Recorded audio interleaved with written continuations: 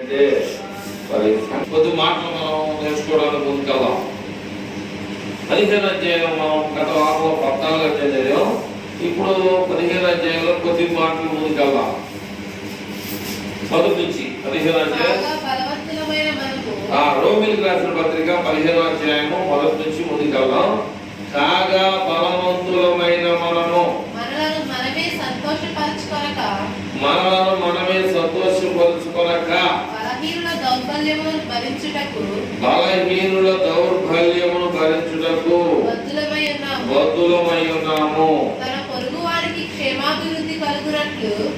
పొరుగువానికి క్షేమాభివృద్ధి కలుగునట్లు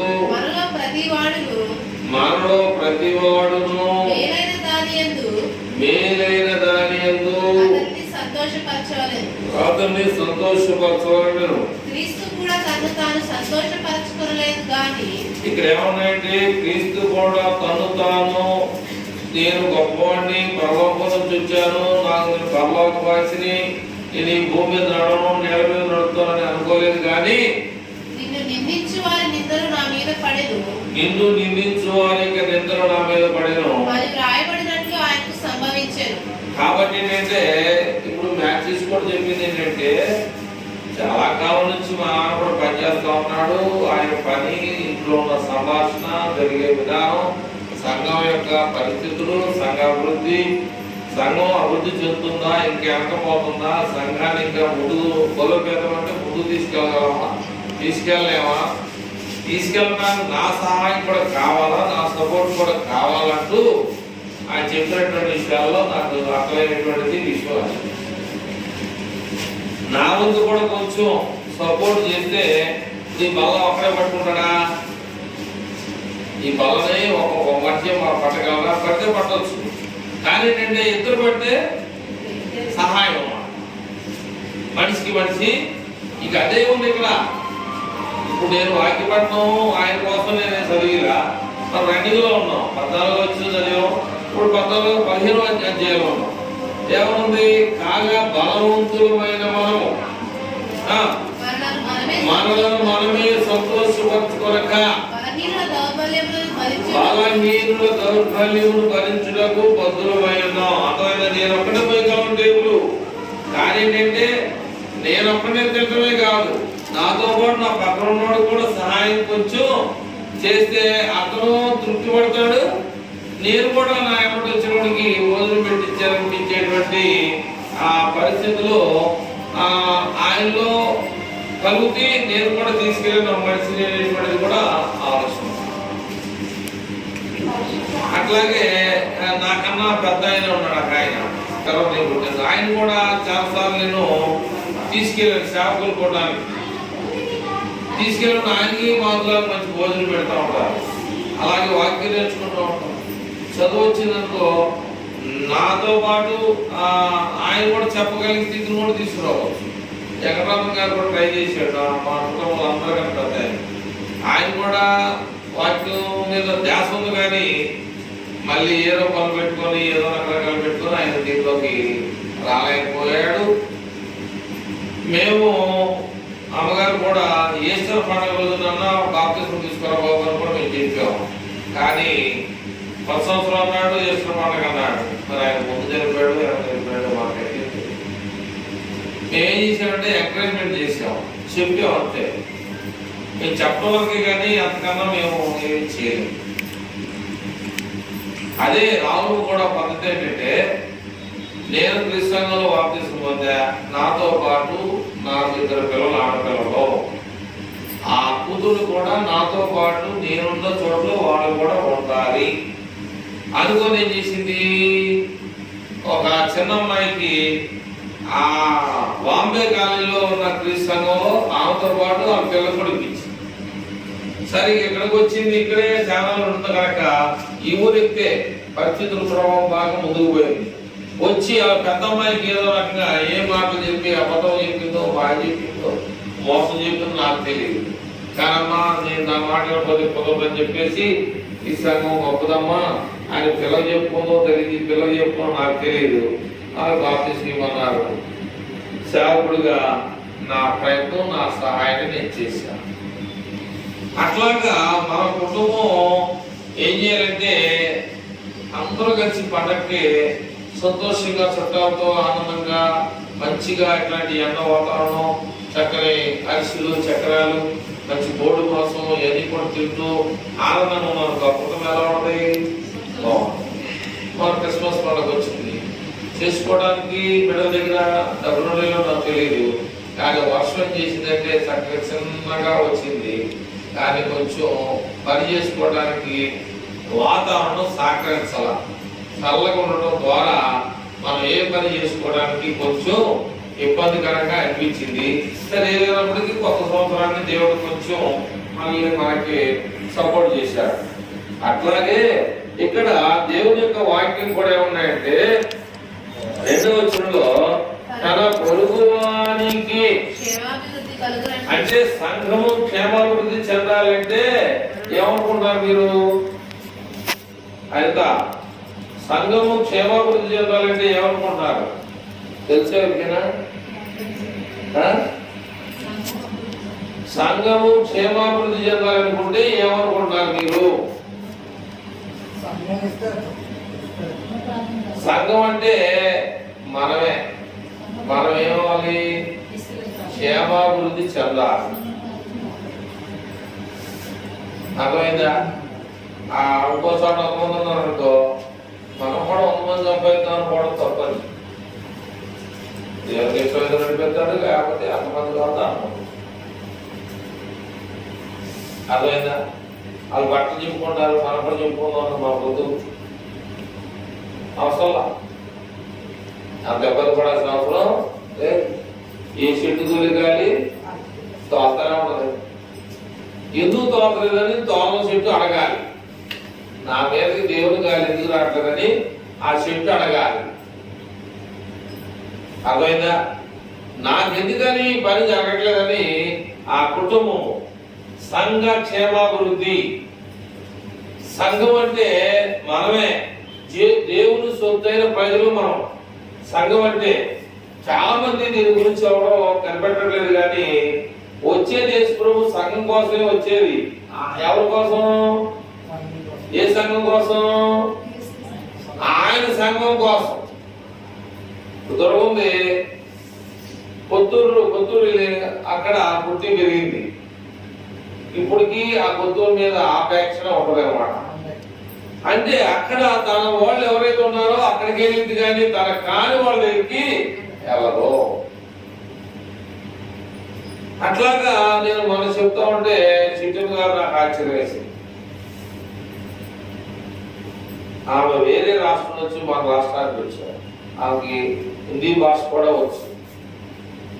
అర్థమైందా?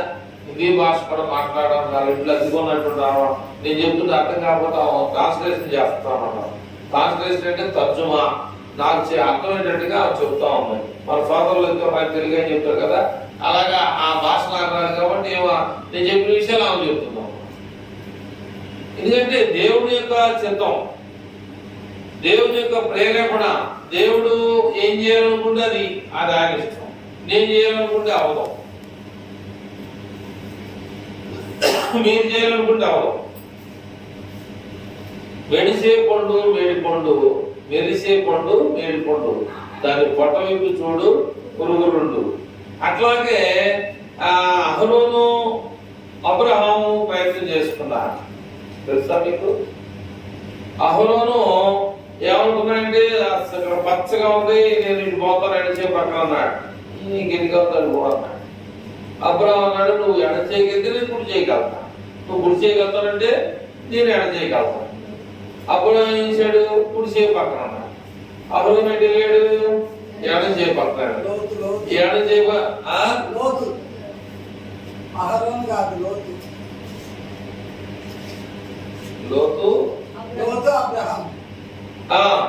అయితే అప్పుడు అక్కడ ఏం జరుగుతుంది? ఏం జరుగుతుంది? ఎక్కడికి వెళ్ళాడు? లోతు అనే దేశం కాదు, సొదొమ గొమొర్రా పట్టణంలోకి వెళ్ళాడు. అర్థమైందా? ఆయన పేరు లోతు. ఆయన ఏం చేశాడు? నాకు పచ్చగా ఉంది, ఇటు వెళ్తారంటే అక్కడ ఏముంది? సొదొమ గొమొర్రా పట్టణం ఉంది. అక్కడ దేవుణ్ణి ఎవరు కూడా నమ్మట్లా. అప్పుడు ఆ దేశాన్ని సొదొమ గొమొర్రా పట్టణాన్ని కాల్చేస్తానని దేవుడు చెప్పాడు. దేవుడు సొదొమ గొమొర్రా పట్టణాన్ని కాల్చేస్తానంటే అబ్రహాముకి దేవుడు ప్రేరేపించి అయ్యా అక్కడ నా సోదరుడు ఉన్నాడు, ఒకవేళ అవకాశం తప్పించమని అన్నాడు. ఓకే, నీ కోరిక మేరకు నీ ఓడెవడో వాడికి నువ్వు ఇన్ఫర్మేషన్ ఇయ్యి అన్నాడు. ఏమని చెప్పన్నాడు? అదే ఏమని చెప్పాడు? నీవు నీ భార్య పిల్లలు తీసుకొని ఈ సొదొమ గొమొర్రా పట్టణం నుంచి వెనక్కి తిరిగి చూడకుండా వెళ్ళిపోండి అన్నాడు. అదేదా ఏ మాత్రం వెనక్కి తిరిగి చూడొద్దు. లోతు భార్య ఏమంటుందంటే వెనక్కి తిరిగి చూడొద్దు అన్నా కదా, ఏం చేస్తే బాగుంటుందని చెప్పి వెనక్కి తిరిగింది. అట్లాగే దేవుడు ఏమన్నాడు? ఈ చెట్టుకాయలు తింటే సత్తా అన్నాడు కదా, అది చూద్దాం, సత్తా పోతాం చూద్దాం, చెట్టుకాయలు కోసి ఆ పళ్ళు తెరవబడి ఈ లోతు భార్య వెనక్కి చూసింది, అక్కడే స్తంభం అయిపోయింది. అంటే నేను దేవుని మాటలు చాలా మందికి ఏమవుతాయి అంటే ఆయన అట్లా చెప్తా ఉంటాడు, ఆయన కూలి కోసం చెప్తున్నాడు, లేదా దేవుడు రమ్మని అన్నాడు, నన్ను ఈ ఊర్లో చేయమన్నాడు, ఖచ్చితంగా ఫలానోడి పేర్లు ఆ పేరు చెప్పాడు, వాళ్ళింట్లోనే స్వాపం గారింట్లో తాటేకి ఇల్లు, దాంట్లో దేవుడు నన్ను నిలవన్నాడు అని చెప్పోడు ఉంటారు. కానీ నాకు ఎక్కడ చెప్పాల దేవుడు, నాకు ఆ మాట ఎక్కడ చెప్పలా, నేను చేయాలని కూడా ఇష్టపడలా. ఎందుకు చేస్తానో నాకు తెలియదు, ఎందుకు ఆయన రమ్మన్నాడో నాకు తెలియదు, నాకైతే తెలియదు సేవ చేయాలంటే. అది ఇక్కడ మనోడు చెప్పినట్టుగా ఈ గ్రామంలో అలాగే అమలాపురం గ్రామంలో క్రీస్తు ప్రభు సంఘం అంటే చాలా మంది తెలియదు, దాని యొక్క ఔన్నతిని కూడా మీరు సంపాదించుకోండి అనేటువంటి విషయాన్ని చెప్తూ ఆ దానిలో ఉన్నటువంటి రుచిని మనం ఎరగలిగితే ఆయన రాజ్యం నా రాజ్యం ఈ లోక సంబంధమైనది కాదు, నా రాజ్యము ఈ లోక సంబంధమైన రాజ్యాల్లో ఒకటి కాదు, నా రాజ్యం పరలోక సంబంధమైంది అన్నాడు. ఆయన రాజ్యంలో మనం ఉండలేము. ఆయన రాజ్యం అంటే ఇరుకు మార్గం అంటే గట్టిగా మనం వెళ్ళలేనటువంటి మార్గం, ఇరుకు మార్గంలో ప్రవేశించలేనటువంటి రాజ్యం అన్నమాట. అందుకని దేవుడు ఉంటే సలగా ఉండు, లేకపోతే ఎచ్చగా ఉండు. నిన్ను మాత్రం నేనేమి ఇబ్బంది పెట్టి పద్దాగా సలగా ఉండమని నేను అన్నాం, పద్దాగా ఎచ్చగా ఉండమని నేను అన్నాం. కానీ అటు ఇటు కానీ పరిస్థితుల్లో ఉన్నామా పడిపోతాం. నులివేచ్చని స్థితి మనలో ఉండకూడదు. మునిగితే సలే లేదు, మొనపోతే గొడవే లేదు. అర్థమైందా? కనుక ఇక్కడ ఏమన్నాయంటే 2వ వచనంలో రోమిలకు రాసిన పత్రిక 15:2 తన పొరుగు వానికి ఇందాక అదే అన్నాను, సంఘము క్షేమాభివృద్ధి చెందాలి, సంఘము అభివృద్ధి చెందాలి. ఆ సంఘంలో నువ్వు ఉన్నావా? ఆ అభివృద్ధిలో నువ్వు పొందుతున్నావా? ఆ అభివృద్ధి నీకు వస్తుందా? ఎందుకు రావట్లేదు నువ్వు దేవుణ్ణి అడిగావా? అడిగితే ఏమన్నాడు? కనుక్కున్నావా లేదా? కనుక్కున్నాడు. ఎక్కడున్నాడు ఆయన? అనుకున్నాడు మీరు అడగకపోతే అడగలేదు లేదు, ఎక్కడున్నాడు? నువ్వు అడగాలి. ఇక్కడ తన పొరుగువాడు క్షేమాభివృద్ధి చెందే విషయంలో నీ పాత్ర కూడా కొంత పోషిస్తే బాగుంటూ దేవుడు కూడా ఆయన ఏమన్నాడమ్మా? ఆయన ఏమన్నాడు? క్రీస్తు కూడా తన్ను తాను సంతోషపరుచుకోనలేదుగా కానీ నిన్ను ఇబ్బంది పెట్టే వారి విషయంలో ఆయన పాత్ర కూడా మనకి ఉంటది అన్నాడు. నిన్ను ఎవరైతే బాధ పెడుతున్నారో అర్థవంతో మీకు దానికి అర్థవంతో చెప్తానికి దానికి పూర్తిగా అర్థమయ్యేటట్టుగా చెప్పాలి. ఏంటంటే పౌలు సౌలుగా ఉన్నటువంటి పరిస్థితుల్లో ఆయన క్రైస్తవుల్ని ఇంట్లో లాక్కెళ్ళి చంపి తర్వాత దమస్కు అనేటువంటి పట్టణానికి గుర్రాల మీద వెళ్తున్నాడు. దమస్కు అనేటువంటి పట్టణం మీదకి వెళ్ళి అక్కడ క్రైస్తవుల్ని ఆ పత్రికలు కూడా ఇచ్చాడు, మిమ్మల్ని చంపుతారని చెప్పి లెటర్ కూడా ఇచ్చాడు. అప్పుడు దమస్కు అనేటువంటి పట్టణం దగ్గరికి వచ్చిన తర్వాత అకస్మాత్తుగా ఏంటంటే అకస్మాత్తుగా ఒక వెలుగు ఆయన మీద ప్రకాశించింది. అకస్మాత్తుగా ఒక వెలుగు వచ్చి ఆయన మీద ప్రకాశించడం ద్వారా ఎక్కడ పడ్డాడు ఆయనకి అర్థమైందా? ఎక్కడ పడ్డాడో తెలియదు. తిరిగి పడినోడు లేచి ఎక్కడ పడ్డాదో అనుకుంటానికి ఏం లేవు. పాట పాడతారు మన సోదరులు, కన్ను నుండి చూడలేవా యేసు మహిమను, కాళ్ళు నుండి నడవలేవా యేసు బాటలో. కాబట్టి ఆయన కళ్ళు, అధికారము, గుర్రము ఇవన్నీ ఉండి పడిపోయాడు. లేపేవాడు లేడట. కానీ దేవుడు ఏమన్నాడంటే అవనయ్యా అని పిలిచాడు. చిత్తమని ఆయనంటే అడుగో తాల్సువాడైన సౌలు అక్కడ పడిపోయి ఉన్నాడు, అతను నువ్వు కళ్ళు అంటే అదేంటయ్యా నీ ప్రజల్ని ఎంతో మందిని చంపేశాడయ్యా అన్నాడు. నేను చెప్పిన పని మనిషికి దేవుడికి ఉన్నటువంటి తేడా అది. అందుకని ఇక్కడ ఏమన్నాడు, క్రీస్తు కూడా తన్ను సంతోషపరుచుకోలేదు కానీ నిన్ను ఇబ్బంది పెట్టే వారి విషయంలో నా పాత్రను కూడా పోషిస్తానని చెప్పేసి సౌల్ని అగ్ని చేత దెబ్బకు పడగొట్టాడన్నమాట. మనకైతే ఒక మనిషిని కొట్టాలంటే కొన్ని రోజులు లేదా రెండు వెళ్ళిపోయి కొట్టేసానుకో ఏం చేస్తాడు, కేసు పెడతాడు. దొరకొచ్చింది కేసు లేదు, తిరిగి కొడతావా? పాత్ర మొదలు కంటికి కన్ను, పంటికి పన్ను, నీకు దిక్కున్న కాడికి చెప్పుకోనని చెప్పేసి కొడతావా? కేసు పెడుతుంది ఏముంది, అన్ని డబ్బులు వెళ్తాం. మన ఊరు రావాలంటే ఏం చేయలేదు సార్, నీకు మోటార్ సైకిల్ ఉందా లేదండి, నేను ఆటో పడ్డాడు ఎవడిస్తాడు, నువ్వే తాగినోడు ఎవడు కడతారు, తాళ పన్ను తాగినోడు కడతాడు, నువ్వే కేసు పెట్టింది, నువ్వే డబ్బులు కట్టాలి. అక్కడ రావాలంటే నేనన్నీ మీకు చెప్తే సకాలంలో కానీ నిజమైన సత్యాలు అదేదా. తాగినోడు తాళ పన్ను ఆడే కట్టేస్తాడు, నీళ్లు పోతాడు, అది గుమ్మడిగా రసం పోతాడు, శాఖలు వేస్తాడు తెలియదు, కానీ నీరు ఎక్కడ పోతే దాని నిండా ఏమవుతుంది, చక్కగా మీరు అమ్మగారిని తెలుసుకుంటా చక్కగా ఎన్నపోస మజ్జిగ చేసినట్టుగా పైకి గొడవలు వస్తా ఉంటాయి. ఏంటంటే ఎవరు బాధ, ఎవరు బాధ, డబ్బులు సంపాదించాలి ఏ రకంగా సరే. అట్లాగే ఇక్కడ ఆ రకంగా కాదు, కానీ ఇక్కడ దేవుడు ఏమన్నాడంటే సంఘ క్షేమాభివృద్ధి చెందాలి, నీ పొరుగు వాడు కూడా క్షేమాభివృద్ధి చెందాలి, అభివృద్ధి చెందాలి. అలాగా ఏం చేయాలి, మనం ప్రయత్నము చేయాలి. అలాంటి ప్రయత్నం చేయకపోతే మనం ఇబ్బంది పడే పరిస్థితి అవుతాం. నేను క్రిస్మస్కి ఇచ్చాను కదా సందా, మరి 1వ తారీఖు కూడా ఇవ్వాలంటే ఇష్టం.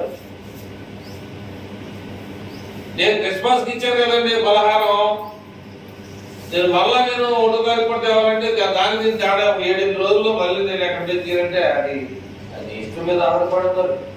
నేనేమి ఏమనేమన్నా బలవంతం చేయట్లా, కానీ పరిస్థితుల్లో మనం ఏం చేయాలంటే దృష్టిలో పెట్టుకొని సంఘంలో అక్కడ ఏమన్నాడు, 2వ వచనంలో ఏమన్నాడమ్మా, సంఘం ఎవరాడు అంటే ఇది నువ్వు తెచ్చిపెట్టే పలహారం ఎవరికి ఇస్తున్నావు, తన పొరుగువాడికి క్షేమాభివృద్ధి ఆడు తింటే సార్. కొంతమంది ఏమంటారంటే రాత్రులు పొడవు పెట్టుకున్నాం అంటే వచ్చిన వాళ్ళు భోజనాలు కావాలి, దీన్ని తీసుకెళ్ళి కట్టేస్తాను నా మాట నేను చాలా సార్లు విన్నానమ్మా. పతోడు బియ్యం ఇస్తాను, కూర పెడతాడు, పతోడు బియ్యం ఇస్తానన్నారు, కూర ఎట్టగా అంటే అర్థం ఏంటంటే హైందవుల యొక్క ఉద్దేశం ఏంటంటే నేను ఒకరికి భోజనం పెడితే వాడు తింటే నాకు క్షేమాభివృద్ధి ఆ రాష్ట్రం కోసం, నా డబ్బుల నుంచి కొంత వాడికి నేను ఇవ్వగలిగితే వాడు తృప్తి పొందితే ఆ తృప్తి నాకు ఏమొస్తుందంటే ఆశీర్వాదం వచ్చిందమ్మా. అది తెలుసుకున్నాడు వదిలిపెట్టడం, అర్థమైందా? అది తెలుసుకున్నవాడు విడిచిపెట్టడు.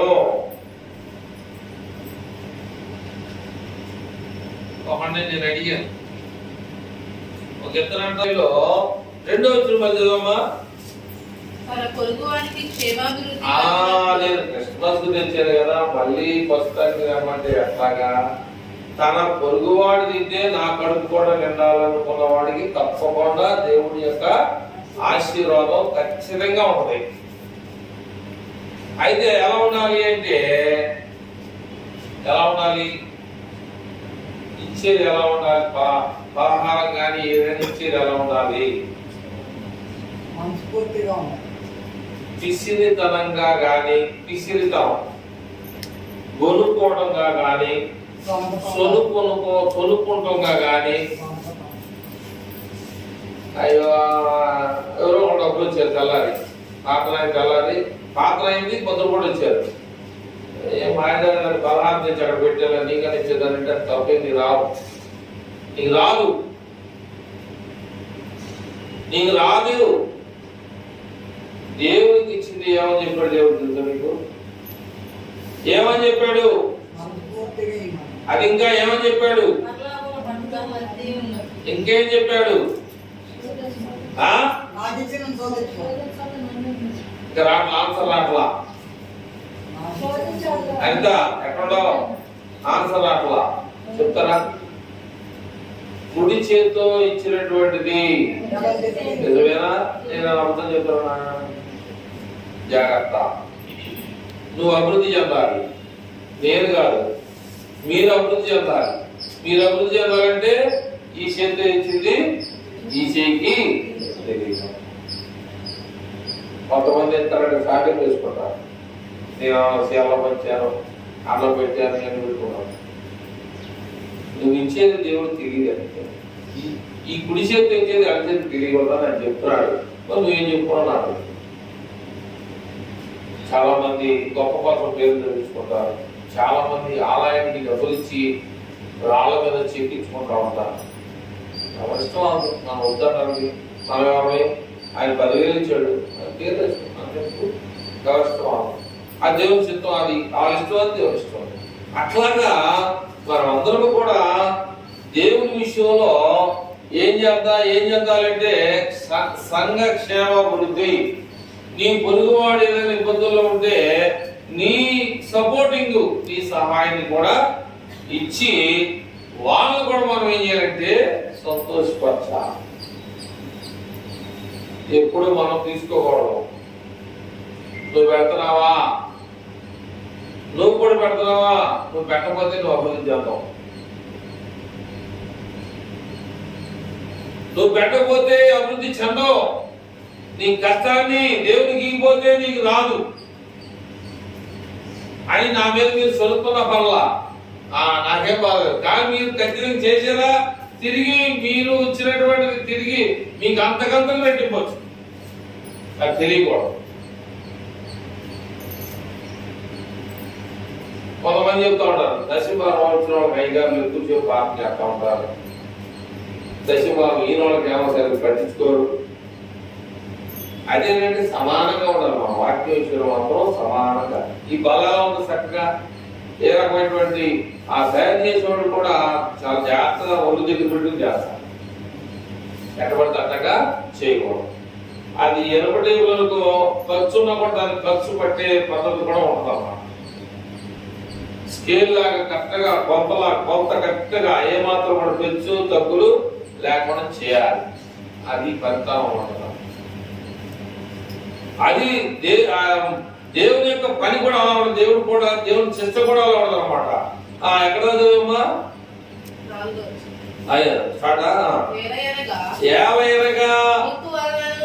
ఓర్పు వలనను లేఖనముల వలనని ఆదరణ వలనను మనకు నిరీక్షణ కలుగుటకై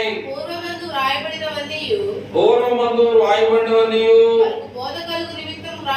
మనకి బోధింపబడు నిమిత్తము రాయబడి ఉన్నవి. మీరు ఏకభావం గలవారై ఏకగ్రీవముగా మన ప్రభువైన యేసుక్రీస్తు తండ్రి దేవుని మహిమ పరచు నిమిత్తము క్రీస్తు యేసు చిత్త ప్రకారము ఒకరితోనొకడు మనస్సు కలిసిన వారై ఉన్నట్లు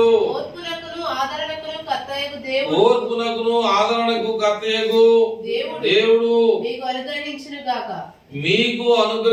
దీంట్లో 2 పాయింట్లు ఉన్నాయి, చూసుకొని వాక్య భాగాన్ని ముగించుకుందాం. ఏమిటి పాయింట్లు అంటే 4వ వచనం చదివాం కదా, ఏలయనగా ఓర్పు వలనను లేఖనముల వలనని. చాలా మంది కూడా ఏమన్నారంటే అంతకుముందు జ్ఞాపకార్థ కూటమని వాళ్ళు, ఇప్పుడు ఏమన్నారు ఆదరణ కూడిక. ఇక్కడ ఏమన్నాడంటే ఆదరణను మనకు నిరీక్షణ కలుగుటకై పూర్వమందు, అంటే గత కాలం జరిగిపడినటువంటి వాటిలో రాయబడిన రీతిగా అన్ని కూడా మనకు బోధ కలుగు నిమిత్తం, అంటే ఎప్పటి నుంచో ఇందాక మనవాడు చెప్పాడు 25 నుంచి 30 సంవత్సరాలు అయ్యిండొచ్చు ఇక్కడ సంఘాన్ని స్థాపించి ప్రభు సంఘం అని అన్నాడు కదా. అప్పుడు పూర్వం అంటే జరిగిపోయి, అర్థమైందా? ఇక్కడ ఏమన్నా అంటే పూర్వము అంటే జరిగిపోయింది అనమాట. ఏమన్నా సరే పూర్వమందు రాయబడినవన్నీ మనకు అప్పటి నుంచి ఇప్పుడు బోధ చేస్తా ఉన్నాం. కానీ ఎంతమందికి మేలు జరుగుతుంది? అప్పటి నుంచి ఇప్పుడు వరకు దేవుని వాక్యాన్ని బోధిస్తున్నాం. నిజంగా నా దేవుడు ఈ విషయంలో ఇక్కడ నాకు మేలు జరిగింది అన్నవారు ఎవరైనా ఉన్నారా?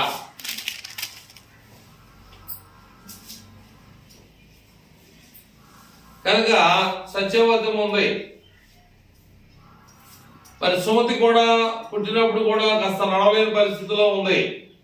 మరి ఇక్కడ తీసుకొచ్చి మేము ప్రార్థన చేస్తే నడిచిందని మేము అట్లా, లేదా మేము ప్రార్థన చేస్తే ఆమె ఆ దగ్గర ఉన్న డబ్బుల్ని ఎక్కడ అడుక్కుందో ఏమో నాకు తెలియదు. మొదటిగా ఇల్లు కొనుక్కోవడానికి మందుల పల్లె దగ్గర అడిగింది. ఇక నువ్వు కూడా చెప్పాలన్నాడు అంది. నేను చెప్పా, చిన్న రామారావు బాబు నేను ఇప్పిస్తాను మాట్లాడుకున్నాను. సరే మా ప్రయత్నం మేము చేసాం. అది కూడా కాకుండా మన దగ్గరికి వచ్చిన తర్వాత ఆమె జరిగినటువంటి విషయం ఏంటంటే మొదటగా ఏదైతే తన సొంత గుడ్ను పోగొట్టుకుందో మళ్ళీ దాన్ని కొనుక్కుంది. మళ్ళీ ఏదైతే కావాలని ఆశపడిందో 15 సెంట్లు పొలం మళ్ళీ కొనుక్కోగలిగింది. అది నాకు తెలుసు, మీకు కూడా తెలుసు అనుకున్నాను. ఎందుకంటే ఆ పద్ధతిలో ఆమె అప్పటి నుంచి కూడా ఇక్కడికి వస్తే నాకు మేలు జరిగిందని చెప్పేసి ఆమె ఏం చేసిందంటే తన కుమారుడిని కోడలు కూడా ఇక్కడ జాయిన్ చేసింది అనమాట. ఆ తర్వాత తన పెద్ద కూతురు కూడా ఇక్కడికి తీసుకొచ్చి మరి బాప్తిస్మం ఇచ్చే విషయంలో కూడా సహకరించింది. ఆమె కాకుండా మరి ఇక్కడ మండల చిన్నపురం, మండల అపురం, మరి మండల పుల్లమ్మ, మండల యాకోబు వాళ్ళందరూ కూడా బాప్తిస్మం ఇస్తానికి కూడా ఏమో సహకరించింది. అలా తర్వాత మండల చెన్నోడు, తర్వాత ఆమె దుర్బలమ్మ, పుత్తూరు మరియమ్మ, వాళ్ళు కూడా తెలియదుగా సంఘం నిన్న రాలు అంటాడు. 60 మంది దాకా ఉంటారు కదా, ఈ 40 మంది దాకా ఉన్నారు ఏంటంటే సరిపోయిన వాళ్ళు ఉన్నారయ్యా. అయితే ఎవరో మానేయట్లేదు కానీ పండగలప్పుడు అయితే వస్తారు. పండగలప్పుడు 60 మంది దాకా వస్తారు. నేను తెచ్చాను కదా పలహారం అంటాడు. మొన్న నాకు 60 మంది తెస్తే సరిపోతారు. అతను ఒక ప్లేట్లు కూడా తెచ్చి వచ్చేసరి గిన్నె లాంటి అంటే అతను అక్కడ వేరే రూట్ లో ఉన్నాడు కదా. మరి ఇక్కడ డబ్బులు ఇటు ఎందుకు? సాయిబాబా భక్తుడిగా పనిచేస్తున్నాడు, ఇక్కడ ఎందుకు డబ్బులు? అదొకని చెప్పే విషయం. సాయిబాబా గుడికి ఆ మేనేజ్మెంట్ నడుపుతున్నాడు.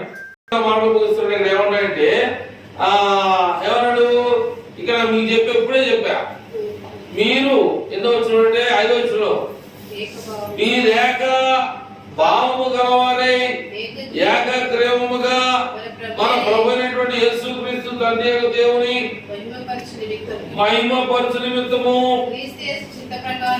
క్రీస్తు యేసు చిత్త ప్రకారము ఒకరితో ఒకడు మనస్సు కలిసిన వారైనట్లు ఓర్పునకును ఆదరణకు కర్తయగు దేవుడు నీకు తోడైండును గాక. చాలా చాట్లు బైబిల్ చెప్తే ఎక్కువ చాట్లు క్రీస్తు ప్రభు అని ఉన్నది, చాలా చాట్లు కనపడుతుంది. క్రీస్తు ప్రభు, యేసు క్రీస్తు అనేది తక్కువ, అది సువార్తలో ఉంటుంది. పత్రికలకు వచ్చేసేవారికి క్రీస్తు ప్రభు అని చెప్పేసి అంటా ఉంటుంది అన్నమాట.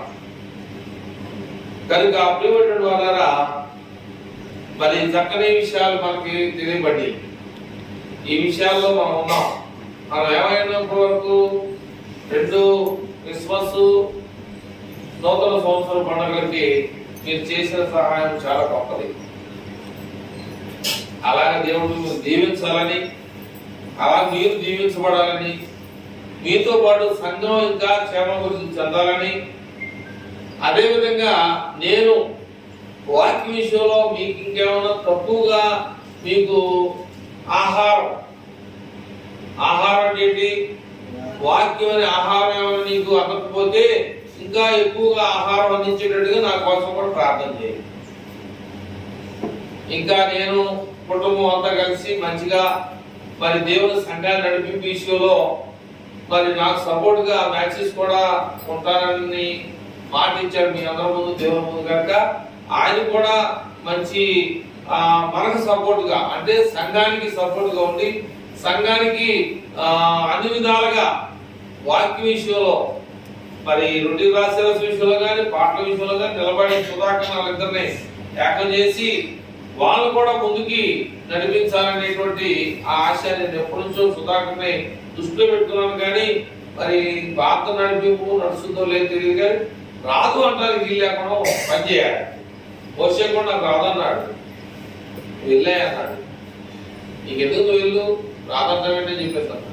ఎంత గొప్పతో చేసాడు తెలియదు వచ్చే కనుక. అట్లాగే మరి పురుషులు,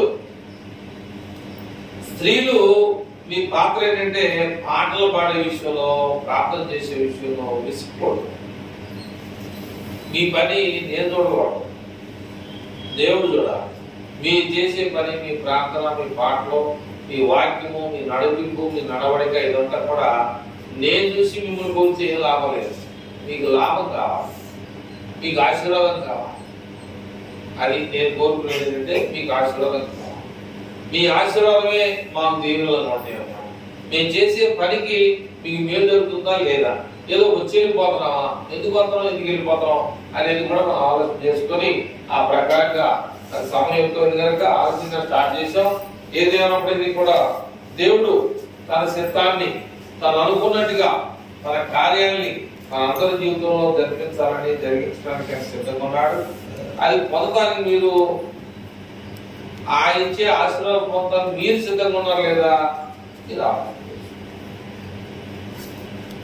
ఒక వ్యక్తికి వార్తల్లో ఆటల పోటీల్లో